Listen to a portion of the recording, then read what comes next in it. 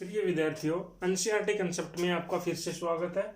यदि आपने अब तक चैनल को सब्सक्राइब नहीं किया तो सब्सक्राइब कर लेना और बेल आइकन को जरूर दबा लेना। प्रिय विद्यार्थियों, आज 10वीं क्लास का लेसन नंबर 10 पढ़ेंगे। लाइट के बारे में पढ़ेंगे, रिफ्लेक्शन के बारे में पढ़ेंगे एंड रिफ्लेक्शन के बारे में पढ़ेंगे।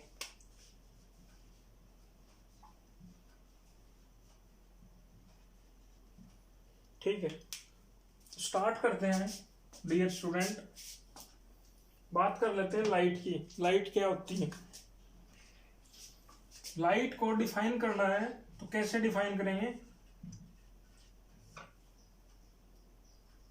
लाइट को डिफाइन करेंगे, क्या होता है लाइट असल में? ठीक है, light is a form of energy. Light क्या है? पहले लाइट के बारे में पढ़ेंगे, फिर रिफ्लेक्शन एंड रिफ्रैक्शन के बारे में पढ़ेंगे। देखिए, लाइट के बारे में पढ़ते हैं हम। लाइट क्या है? ये जो फॉर्म है, किसकी फॉर्म है? एनर्जी की। ठीक है ना? सही है। और क्या है लाइट? लाइट से हम क्या करते हैं? किसी भी वस्तु को देख सकते हैं। ठीक है ना? और हमारे चारों ओर जितने भी फिनोमिना होते हैं, ठीक है, उसमें लाइट का ही योगदान है। और लाइट कौन सी लाइट की बात कर रहे हैं हम? सनलाइट की। ठीक है। और क्या करती है लाइट से? हम क्या मिलता है? देखिए, लाइट से एनर्जी तो मिलती है, और हम क्या कर सकते हैं? और क्या करती है light? Which help as to, क्या करती है? किसमें सहायता करती है? टू सी ऑब्जेक्ट, वस्तुओं को देखने में सहायता करती है लाइट। किसी भी वस्तु को देखने के लिए हमें लाइट की जरूरत है, प्रकाश की जरूरत है। ठीक है ना?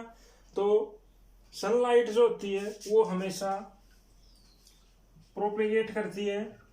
किसमें प्रोपेगेट करती है? सीधी लाइन में। बोले तो स्ट्रेट लाइन।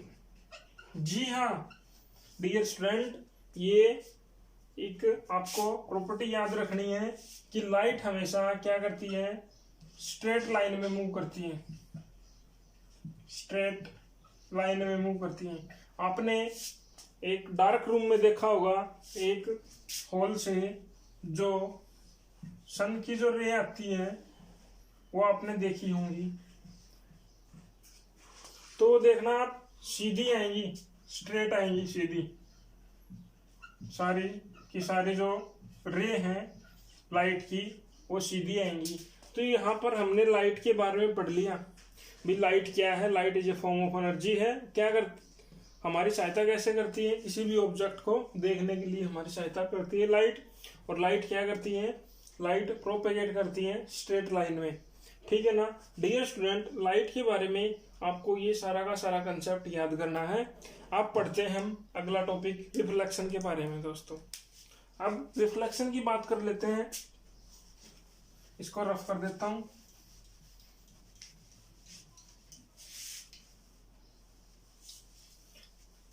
रिफ्लेक्शन के बारे में बात करते हैं। पीरियड विद्यार्थियों, देखिएगा, रिफ्लेक्शन ऑफ लाइट,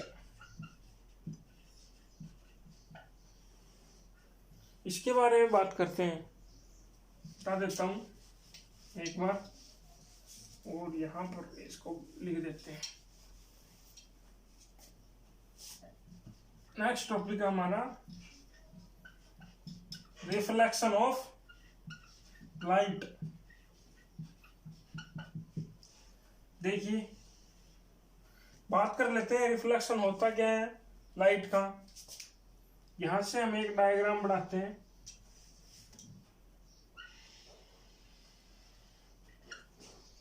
ये प्लेन मिरर है। डियर स्टूडेंट, ये क्या है? प्लेन मिरर है। ठीक है ना?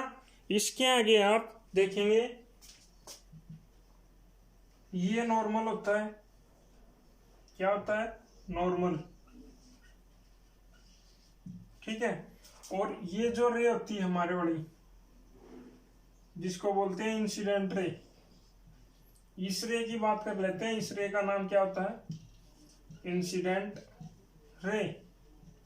ठीक है, ये इंसिडेंट रे क्या करेगी? एक प्लेन मिरर के साथ टकराएगी और बैंड हो जाएगी उसी मीडियम में। ये दो मीडियम है, मीडियम 1 और मीडियम 2। इसको रेयर मीडियम बोलते हैं और इसको डेंसर मीडियम बोलते हैं। डियर स्टूडेंट, यहां पर हम बात करेंगे, ये जो इनकी डायरेक्शन हमें दिखानी है, इंसिडेंट रे इधर से आई, नॉर्मल से टकराई और कहां पर बैंड हो गई? ठीक है ना, नॉर्मल से इधर पहले ही मीडियम में वापस चली जाती है। अब इसमें आपको ये देखना है, जो ये रे है इसका क्या नाम है? इसका नाम तो क्या था? इंसिडेंट रे, और इसका नाम है रिफ्लेक्टेड रे। रिफ्लेक्टेड रे इसलिए नाम है इसका क्योंकि ये इंसिडेंट रे थी और ये रिफ्लेक्ट हो गई नॉर्मल से, ठीक है, उसी मीडियम में, तो इसको क्या बोलेंगे? Reflected ray. ठीक है ना डियर स्टूडेंट, इससे आगे बात कर लेते हैं। जो इंसिडेंट रे और नॉर्मल के बीच जो एंगल बनता है उसको इंसिडेंट एंगल बोलते हैं, और नॉर्मल से और रिफ्लेक्टेड रे के बीच में जो एंगल बनता है उसको कौन सा एंगल बोलते हैं? एंगल आर, जिसको रिफ्लेक्टेड एंगल कहते हैं। डियर स्टूडेंट, यहां से हमने सीखा कि जब प्लेन मिरर से रिफ्लेक्शन कराते हैं इंसिडेंट रे का, वो है जो रे आपकी उसी मीडियम में गमन करेगी। ठीक है ना, उसी मीडियम में गमन करेगी, वो अपना मीडियम चेंज नहीं करेगी। ठीक है ना, और क्या सीखा हमने? और सीखा जो एंगल आई है वो इंसिडेंट रे और नॉर्मल के बीच का बनता है, और एंगल आर है वो नॉर्मल और रिफ्लेक्टेड रे के बीच का बनता है। यहां से हमने ये तो सीख लिया। अब रिफ्लेक्शन ऑफ लाइट है, उसको डिफाइन कैसे करेंगे? डियर स्टूडेंट, आपने देखा होगा जो रिफ्लेक्शन ऑफ ए लाइट है, इसको डिफाइन करने का एक ही है कि हाई पॉलिश जो सरफेस एरिया है, ठीक है, such as a mirror reflect most of the light, ज्यादा से ज्यादा लाइट फॉलिंग होती है, यहां पर गिरती है। ठीक है, you already familiar with the law of reflection of light. ठीक है, अब इसमें रिफ्लेक्शन ऑफ लाइट के बारे में तो पढ़ लिया आपने, इसके लॉ के बारे में और पढ़ लेते हैं। रिफ्लेक्शन ऑफ लॉ, दो लॉ दिए थे अकॉर्डिंग टू रिफ्लेक्शन के दो लॉ है दोस्तों।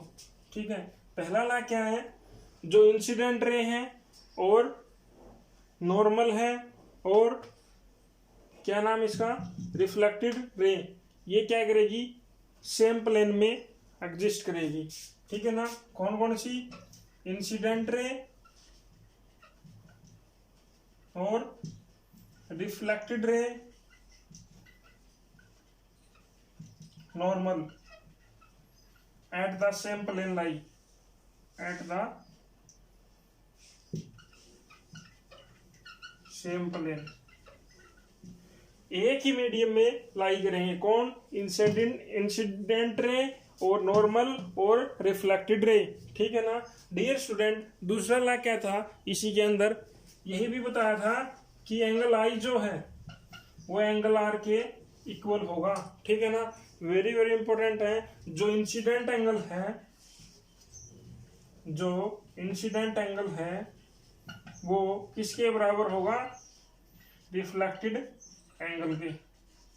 ये आपको मान लीजिए यहां से क्वेश्चन पुट अप करते हैं, तो define reflection of law and explain, तो आपको एक्सप्लेन करना है, ये तो डायग्राम बनाना अच्छा सा, और रिफ्लेक्शन ऑफ लाइट को डिफाइन कर देता है, करना है। कैसे करेंगे भी? हाई पॉलिश सरफेस एरिया है, ठीक है, मिरर का, जो रिफ्लेक्ट करता है किसको? लाइट को, जो इसके ऊपर फॉलिंग होती है।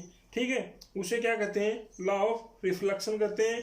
दो जो लॉ है ये आपको लिखने हैं कि the incident ray normal to the mirror the point of the incident reflected ray and the same plane. ठीक है, और दूसरा क्या है, इंसिडेंट एंगल और रिफ्लेक्टेड एंगल इक्वल होंगे। ठीक है ना डियर स्टूडेंट, यहां से अगला जो नेक्स्ट टॉपिक है उसकी बात कर लेते हैं। अब नेक्स्ट कंटेंट जो आपका स्फेरिकल मिरर है। स्फेरिकल मिरर क्या होता है, देखिए स्फेरिकल मिरर की जो डेफिनेशन है वो पेपर में पूछ सकता है।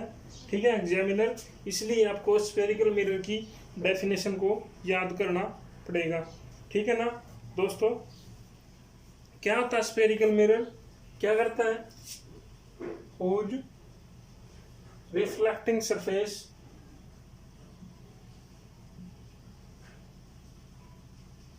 जो रिफ्लेक्टिंग जो सरफेस है किसका, स्फेयर का और स्फेरिकल। ठीक है, वो क्या कहलाता है, स्फेरिकल मिरर कहलाता है। दो तरह के होते हैं, कॉनकेव मिरर और कॉन्वेक्स मिरर। ठीक है ना, अब बात कर लेते हैं कॉनकेव मिरर की और कॉन्वेक्स मिरर की। देखिए कॉनकेव मिरर जो है इनवर्ड होता है। ठीक है ना, इसको डिफाइन करना आ जाए तो कैसे करेंगे, the centre of the reflecting surface. ठीक है, the centre of the reflecting जो सरफेस है, इधर वाला जो है ना ये रिफ्लेक्टिंग सरफेस है, क्या है, रिफ्लेक्टिंग सरफेस है। और ये क्या है, पॉलिश सरफेस है, यहाँ पर पॉलिश की गई है। ठीक है, यहाँ से रिफ्लेक्ट नहीं होगा, यहाँ से रिफ्लेक्शन होगा, कहाँ से, इनवर्ड से। कॉनकेव मिरर में ये प्रॉपर्टी है कि इनवर्ड में क्या होगा, रिफ्लेक्शन होगा। ठीक है ना, और बात कर लेते हैं कॉन्वेक्स मिरर की। इसमें आउटवर्ड होगा रिफ्लेक्शन, जहां पॉलिश सरफेस होगा। ठीक है ना, उधर। ठीक है, अब बात कर लेते हैं इसकी कॉनकेव मिरर की। ठीक है, कॉनकेव जो मिरर होता है वो आपको ऐसे बनाना है। ठीक है, ये सेंटर होता है। ठीक है, ये रिफ्लेक्टिंग सरफेस होता है अंदर वाला, और बाहर होता है पॉलिश सरफेस। इसमें क्या होगा, अंदर जो होगा वो पॉलिश सरफेस है, और बाहर क्या है, रिफ्लेक्टिंग सरफेस है। ये आउटवर्ड है, तो इसके अंदर सीधी सी बात है, कॉन्वेक्स मिरर में आउटवर्ड रिफ्लेक्शन होगा और कॉनकेव मिरर में इनवर्ड रिफ्लेक्शन होगा। ये दोनों को दोनों मिरर के बारे में अब आगे पढ़ेंगे हम। ठीक है ना, कॉनकेव मिरर और कॉन्वेक्स मिरर के बारे में अब इससे आगे पढ़ते हैं। ठीक है, देखिएगा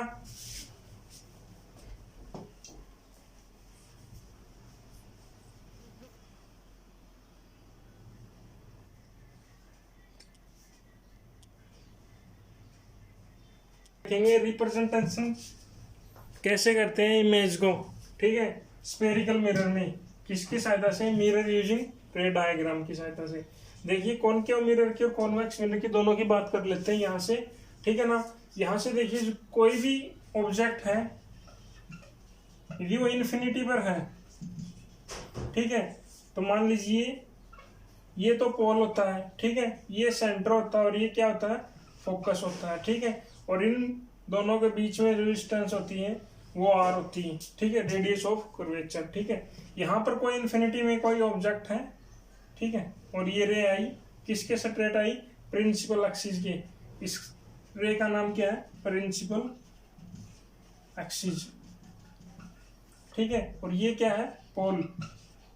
ठीक है दोस्तों, देखिएगा यहां से जो रे आती है वो रिफ्लेक्टेड होकर के कहां से गुजरेगी, जो रे आती है वो कहां से होकर के गुजरेगी, फोकस से होकर के गुजरेगी, क्योंकि गुजरनी थी सेंटर से।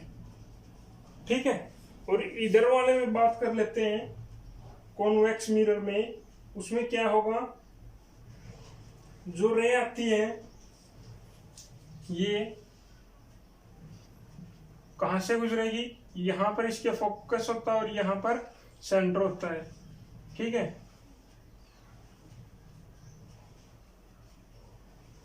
ठीक है, दोनों से गुजरेगी, फोकस से और सेंटर से। ठीक है, आगे बात कर लेते हैं अगला डायग्राम की। जो इसमें ये नियम से हैं, आपको याद करने हैं।